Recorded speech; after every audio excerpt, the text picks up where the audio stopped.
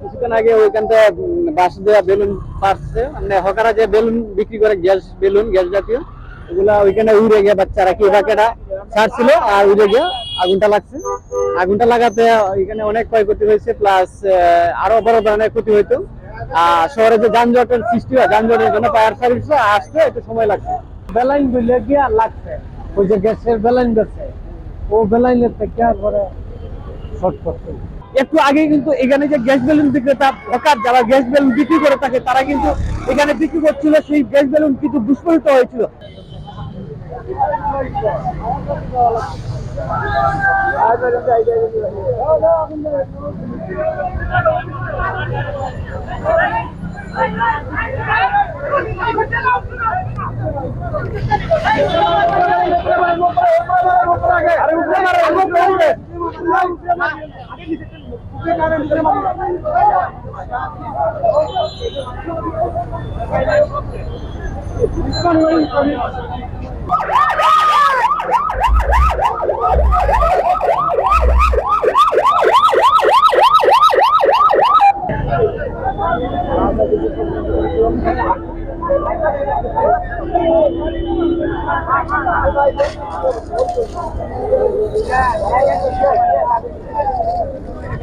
Fire সার্ভিসের কর্মীরা পানি প্রয়োগ করছেন।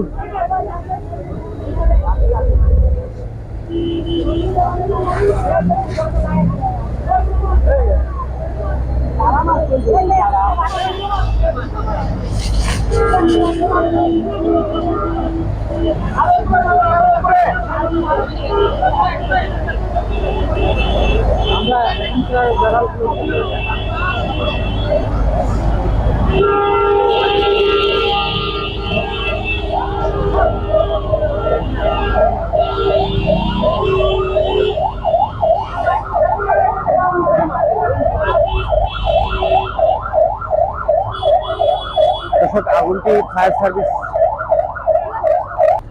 আসলে এটা আসলে দুঃখজনক যে বেলুন যে কোনো একটা কারণবশত ঘটনা ঘটছে, হয়তো এটা আরো বড় ধরনের ঘটনা ঘটতে পারতো।